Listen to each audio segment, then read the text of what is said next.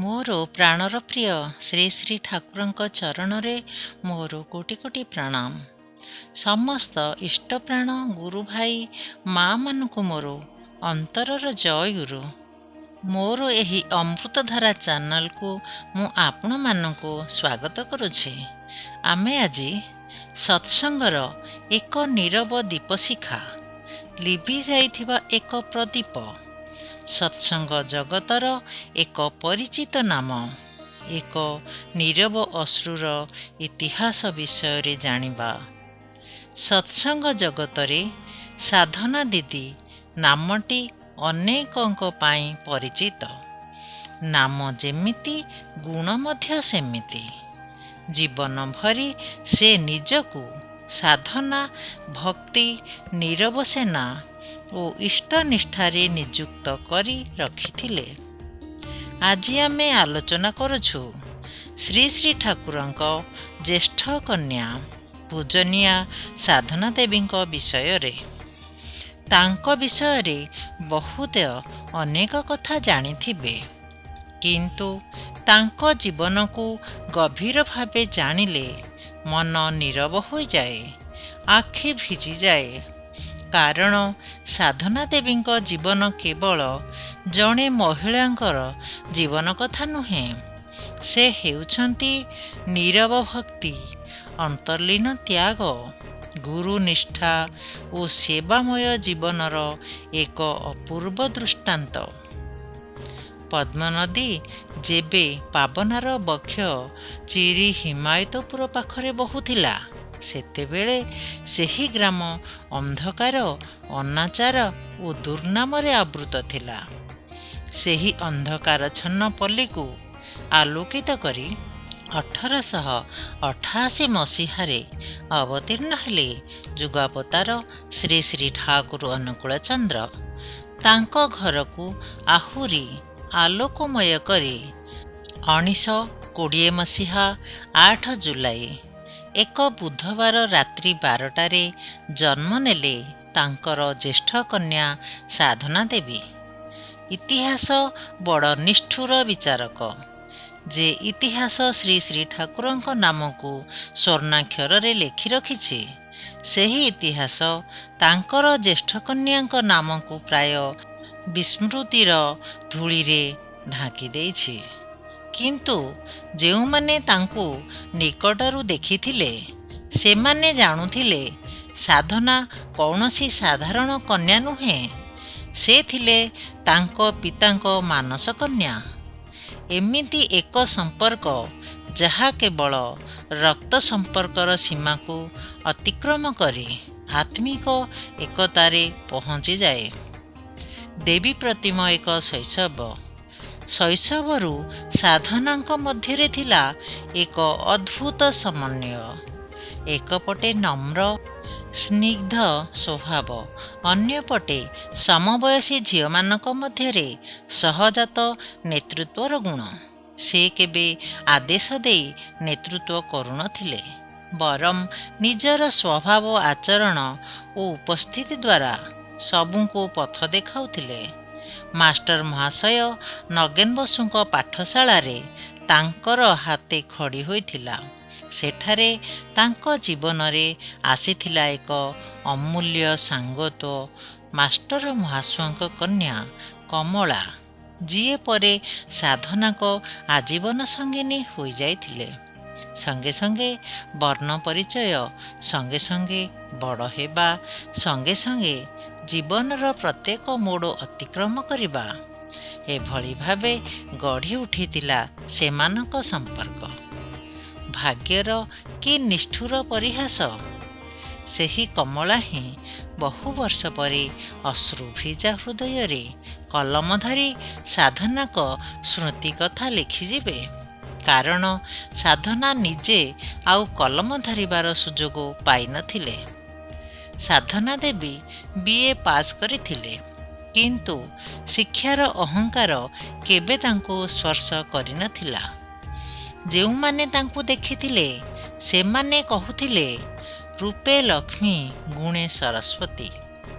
ଚିର ନମ୍ର, ଚିର ପବିତ୍ର, ଚିର ସୁନ୍ଦର ଏକ ଦେବୀ ପ୍ରତିମା ମୂର୍ତ୍ତି ମାନବ ରୂପେ ଆସିଥିଲେ।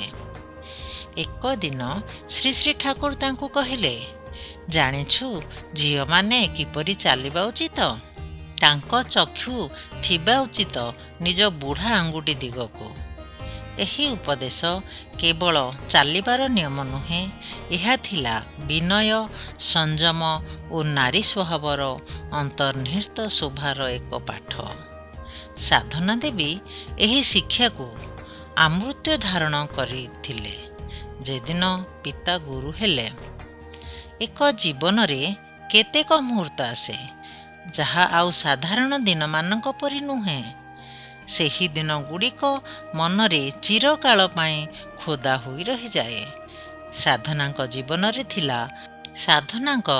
ଜୀବନରେ ମଧ୍ୟ ଆସିଥିଲା ସେମିତି ଏକ ଦିନ, ଯାହାର ସାକ୍ଷୀ ଥିଲେ ତାଙ୍କ ଆଜୀବନ ସଙ୍ଗିନୀ କମଳା। ସେଦିନ ସେ ଅତ୍ୟନ୍ତ ଉତ୍ସାହରେ ତାଙ୍କ ସଖୀ କମଳାଙ୍କ ପାଖକୁ ଆସି କହିଥିଲେ, କମଳା, ଆଜି ମୋ ଜୀବନର କେତେ ଆନନ୍ଦର ଦିନ। ଆଜି ମୁଁ ନାମ ପାଇଛି, ଦୀକ୍ଷା ପାଇଛି। ଆଉ ଜାଣିଛୁ, ମୋତେ ଦୀକ୍ଷା ଦେଇଛନ୍ତି ମୋର ବାପା ନିଜେ। କହିବାରେ ତାଙ୍କ ଆଖିରୁ ଅଶ୍ରୁ ଝରି ପଡ଼ିଥିଲା। କମଳା ପଚାରିଲେ, ଏଥିରେ କାନ୍ଦୁଛୁ କାହିଁକି? ସାଧନା କହିଥିଲେ, ଆରେ ବୋକା, ଏହା କାନ୍ଦ ନୁହେଁ, ଆନନ୍ଦର ଅଶ୍ରୁ। ତାପରେ ସେଦିନ ସେ କହିଥିଲେ, ଏତେ ଦିନ ମୋର ବାପା କେବଳ ମୋର ବାପା ଥିଲେ। ଆଜିଠାରୁ ବାପା ମୋର ବାପା ନୁହେଁ, ବାପା ମୋର ଗୁରୁ, ବାପା ମୋର ଇଷ୍ଟ, ବାପା ମୋର ଆଦର୍ଶ। ଏହି ଗୋଟିଏ ବାକ୍ୟରେ ଧରା ପଡ଼ିଯାଏ ସାଧନା ଦେବୀଙ୍କ ସମଗ୍ର ଜୀବନ ଦର୍ଶନ। ପିତା ଓ ଗୁରୁଙ୍କ ମଧ୍ୟରେ ଯେ ଭେଦରେଖା ସାଧାରଣ ଲୋକ ଦେଖନ୍ତି, ସାଧନାଙ୍କ ହୃଦୟରେ ସେହି ଭେଦରେଖା ସେହି ଦିନରୁ ଚିରକାଳ ପାଇଁ ମିଶି ଯାଇଥିଲା। ଆଶ୍ରମ ଅନ୍ତରେ ଯେ ଆଲୋକ ଜଳିଥିଲା, ଆଶ୍ରମର ଝିଅମାନଙ୍କ ଜୀବନରେ ସାଧନା ଦେବୀ ଥିଲେ ଏକ ନୀରବ ପ୍ରଦୀପ ଶିଖା। ତାଙ୍କର ନେତୃତ୍ୱରେ ପ୍ରତିଦିନ ସକାଳ ସନ୍ଧ୍ୟା ଇଷ୍ଟପୂଜା, ବିନତି ପ୍ରାର୍ଥନା ଓ ନାମଧ୍ୟାନ ହେଉଥିଲା। ତାଙ୍କର ସଂସ୍ପର୍ଶରେ ଆଶ୍ରମର ଝିଅମାନେ ଦେବୀ ଭାବର ଅନୁଭୂତିରେ ଗଢ଼ି ଉଠୁଥିଲେ। ସେ ନିଜେ ନାଟକ ଲେଖୁଥିଲେ, ନିଜେ ମଞ୍ଚସ୍ଥ କରୁଥିଲେ। ତାଙ୍କ ରଚିତ ସଂଘମିତ୍ରା ନାଟକ ଆଜି ଇତିହାସର ଅନ୍ଧକାରରେ ହଜିଯାଇଛି।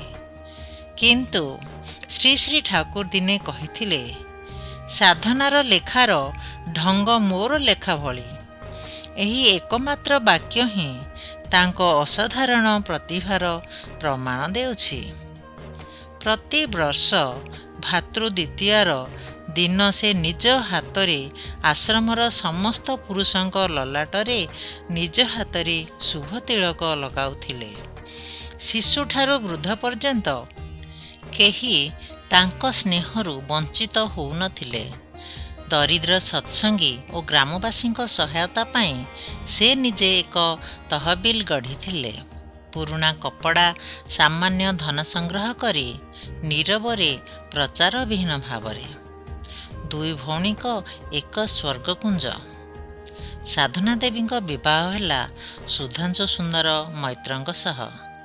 ରୂପ, ଗୁଣ, ଶିକ୍ଷା, ଚରିତ୍ର ସମସ୍ତ ଦିଗରୁ ସେ ଥିଲେ ସାଧନାଙ୍କ ଯୋଗ୍ୟ ସହଚର।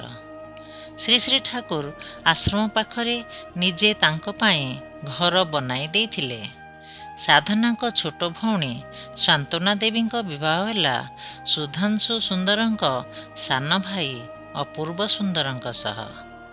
ଦୁଇ ଭଉଣୀ ଦୁଇ ଭାଇ ଏକାଠି ଏକ ପରିବାର, ଏକ ଆଶ୍ରୟ, ଏକ ସେବାମୟ ଜୀବନ।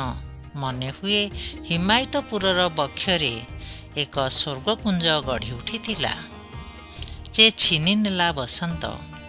କିନ୍ତୁ ସୁଖ ବହୁଦିନ ରହିଲା ନାହିଁ। ତୃତୀୟ ଥର ପାଇଁ ସନ୍ତାନ ସମ୍ଭବ ହେଲା ପରେ ଶ୍ରୀ ଶ୍ରୀ ଠାକୁରଙ୍କ ମନରେ ଏକ ଅଜଣା ଆଶଙ୍କା ଜାଗି ଉଠିଲା। ଧୀରେ ଧୀରେ ସାଧନାଙ୍କ ଶରୀର ରକ୍ତଶୂନ୍ୟ, ଶ୍ୱେତାଭ ଓ ଦୁର୍ବଳ ହୋଇଯାଇଥିଲା। ଅବସ୍ଥା ଏତେ ଗୁରୁତର ହେଲା ଯେ ତାଙ୍କୁ କଲିକତା ହସ୍ପିଟାଲକୁ ନେବାକୁ ପଡ଼ିଲା। ଯମ ଓ ମାନବ ଚେଷ୍ଟାର ମଧ୍ୟରେ ଏକ ଭୟାନକ ଟଣାଟଣି ଚାଲିଥିଲା, କିନ୍ତୁ ଶେଷରେ ରକ୍ଷା ହେଲା ନାହିଁ। ମାତ୍ର 24 ବର୍ଷ ବୟସରେ ଲିଭିଗଲା ଏକ ଉଜ୍ଜ୍ୱଳ ପ୍ରଦୀପ। କଲିକତାରୁ ବଡ଼ମା ଫେରି ଆସିବା ପରେ ଶ୍ରୀ ଶ୍ରୀ ଠାକୁର ବ୍ୟାକୁଳ ହୋଇ ପଚାରିଥିଲେ, ଓଗୋ ମୋର ସାଧନା କେଉଁଠି? ବଡ଼ମା ଉତ୍ତର ଦେଇଥିଲେ, ଫେରାଇ ଆଣିପାରିଲି ନାହିଁ। କଲିକତାର ମହାଶ୍ମଶାନରେ ରଖିଆସିଛି। ଏହି ଦୃଶ୍ୟ କେବଳ ଜଣେ କନ୍ୟାର ମୃତ୍ୟୁର ଘଟଣା ନୁହେଁ, ଏହା ହେଉଛି ଜଣେ ପିତାର ହୃଦୟ ବିଦାରକ ବେଦନା। ଯିଏ ଲକ୍ଷ ଲକ୍ଷ ଲୋକଙ୍କ ପାଇଁ ଭଗବାନ ସ୍ୱରୂପ, ନିଜର କନ୍ୟାର ବିୟୋଗ ବେଦନାରେ ସେହି ପିତା ମଧ୍ୟ ଏକ ଅସହାୟ ମଣିଷ ଭଳି ଭାଙ୍ଗି ପଡ଼ିଥିଲେ। ସାଧନା ଦେବୀଙ୍କ ଜୀବନର ଏହି କରୁଣ ଅଧ୍ୟାୟ କେବଳ ଆଖିକୁ ଭିଜାଏ ନୁହେଁ, ଠାକୁରଙ୍କ ପିତୃସ୍ନେହଭରା ମାନବୀୟ ବେଦନାକୁ ମଧ୍ୟ ଆମ ହୃଦୟରେ ଗଭୀର ଭାବେ ଅନୁଭବ କରାଏ। କିନ୍ତୁ ଶ୍ରୀ ଶ୍ରୀ ଠାକୁରଙ୍କ ନାରୀର ନୀତି ଗ୍ରନ୍ଥର ଆରମ୍ଭରେ ତାଙ୍କୁ ଏକ ପତ୍ର ଆଜି ମଧ୍ୟ ଆମକୁ ଆଲୋକ ଦେଇଛି। ଝିଅ ମୋର, ତୁମର ସେବା, ତୁମର ଚାଲିବା, ତୁମର ଚିନ୍ତା, ତୁମର କହିବା ପୁରୁଷ ଜନସାଧାରଣଙ୍କ ଭିତରେ ଯେପରି ଏପରି ଗୋଟାଏ ଭାବର ସୃଷ୍ଟି କରେ, ଯେଉଁଥିରେ ସେମାନେ ଅବନତ ମସ୍ତକରେ ନତଜାନୁ ହୋଇ ସସମ୍ଭ୍ରମେ ଭକ୍ତି ଗଦଗଦ କଣ୍ଠରେ ମା ମୋର, ଜନନୀ ମୋର କହି ମୁଗ୍ଧ ହୁଅନ୍ତି, ବୁଧ ହୁଅନ୍ତି, ତୃପ୍ତ ହୁଅନ୍ତି, କୃତାର୍ଥ ହୁଅନ୍ତି। ଦେଖେଇ ତୁମେ ଝିଅ, ତେବେ ହିଁ ତୁମେ ସତୀ। ଏହି କିଛି ପଂକ୍ତି ମନେ ପକାଇ ଦିଏ, ସାଧନା ଦେବୀ କେବଳ ଠାକୁରଙ୍କ କନ୍ୟା ନୁହେଁ, ସେ ଥିଲେ ତାଙ୍କ ଆଦର୍ଶର ଜୀବନ ପ୍ରତିମୂର୍ତ୍ତି। ସ୍ମରଣର ଏହି ଦିନ, ସାଧନା ଦେବୀଙ୍କ ଜନ୍ମଦିନର ତାରିଖ କ୍ୟାଲେଣ୍ଡରରେ ହୋଇପାରେ ଚାଲିଗଲା, କିନ୍ତୁ ଏମିତି ଜୀବନକୁ ସ୍ମରଣ କରିବାର ପାଇଁ କେବଳ ଗୋଟାଏ ତାରିଖ ଅପେକ୍ଷାରେ ଲାଗେ ନାହିଁ।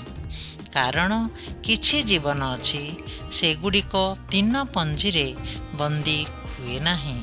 ସେମାନେ ଭକ୍ତିର ସ୍ମୃତିରେ, ଅନୁପ୍ରେରଣାରେ ଜୀବନ୍ତ ରହନ୍ତି। ସାଧନା ଦେବୀଙ୍କ ସ୍ମରଣ କରିବା ମାନେ କେବଳ ଅତୀତର ଜଣେ ମହିଳାଙ୍କ ଜୀବନ କଥା ପଢ଼ିବା ନୁହେଁ, ଏହିମାନେ ନୀରବ ସେବାକୁ ସ୍ମରଣ କରିବା, ଗୁରୁ ନିଷ୍ଠାର ମହିମାକୁ ଅନୁଭବ କରିବା, ଭକ୍ତିର ଅନ୍ତର୍ନିହିତ ମାଧୁର୍ଯ୍ୟକୁ ନୂଆ କରି ଛୁଇଁ ଦେଖିବା ଏବଂ ମନେ ପକାଇବା ଅନେକ ଅଛନ୍ତି, ଯେମାନେ ନିଜ ଆଗକୁ ଆସିନଥାଇ ମଧ୍ୟ ନୀରବରେ ଇତିହାସକୁ ଆଲୋକିତ କରି ଯାଇଛନ୍ତି। ସତ୍ସଙ୍ଗର ଏହି ନୀରବ ଦୀପଶିଖାକୁ ପ୍ରଣାମ। ପୂଜନୀୟ ସାଧନା ଦେବୀଙ୍କ ଜୀବନ ଆମ ସମସ୍ତଙ୍କ ଭିତରେ ନିଷ୍ଠା, ବିନୟ, ସେବା, ସମର୍ପଣ ଓ ଇଷ୍ଟନିଷ୍ଠାର ପ୍ରେରଣା ଜଗାଇ ରଖୁ।